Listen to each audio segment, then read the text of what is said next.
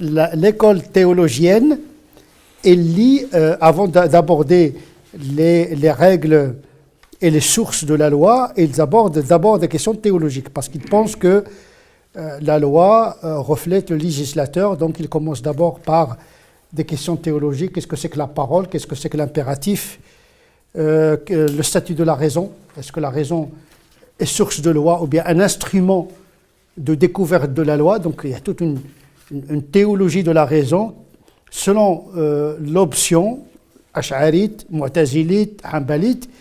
Le statut de la raison n'est pas le même. Donc le rapport à l'élaboration de la loi est forcément n'est pas le même.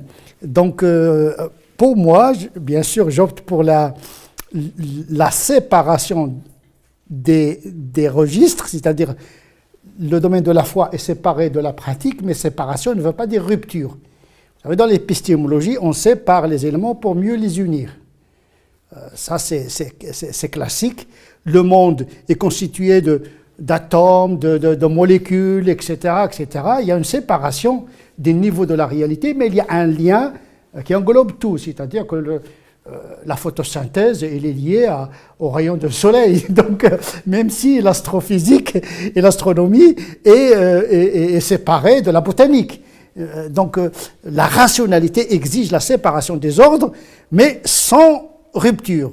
Le problème, c'est qu'à un moment donné, cette séparation a abouti à une rupture, donc le droit s'est développé aux dépens des questions théologiques. Donc, j'essaie un petit peu de rétablir le lien. Donc, méthodologiquement, il y a une séparation, mais il y a une holistique, c'est-à-dire une vision globale, c'est-à-dire que la loi, je la considère comme une homophanie, c'est-à-dire une manifestation des attributs de Dieu dans la loi.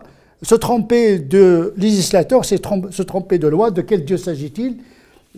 Comment on va lire la miséricorde dans la loi de Dieu? Comment on va lire la justice de Dieu dans la loi? Donc on ne peut pas couper la norme du législateur, comme on ne peut pas couper le monde, les lois physiques de celui qui les a établies. Donc,